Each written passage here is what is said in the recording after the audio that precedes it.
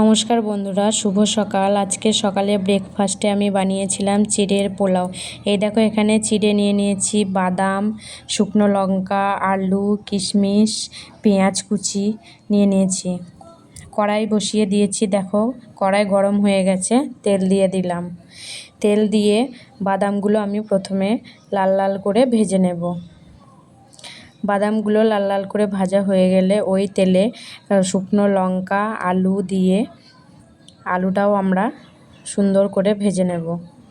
আলুটা যখন লাল লাল হয়ে ভাজা হয়ে যাবে, তার উপরে পেঁয়াজ কুচি দিয়ে দেব। পেঁয়াজ কুচি দিয়ে কিছুক্ষণ নাড়াচাড়া করার পর দেখো, পেঁয়াজগুলো হালকা নরম হয়ে গেছে। এবার আমি হলুদ, লবণ সব দিয়ে দিলাম। এবার কিশমিশ দিয়ে দিলাম, হালকা করে নাড়াচাড়া করে নিলাম। দেখো, এরপর ভেজে রাখা বাদাম, জলে ভিজিয়ে রাখা চিড়ে দিয়ে সব কিছু দিয়ে একসাথে নেড়ে নেব। নেড়ে হালকা হালকা করে ভেজে নেব। মিডিয়াম ফ্লেমে রেখে গ্যাসটা হালকা হালকা করে এদিক ওদিক করে ভেজে নেব। দেখো, এরপর আমি ঘি দিয়ে দিলাম 1 চামচ, চিনি দিয়ে দিলাম স্বাদটাকে ব্যালেন্স রাখার মতো।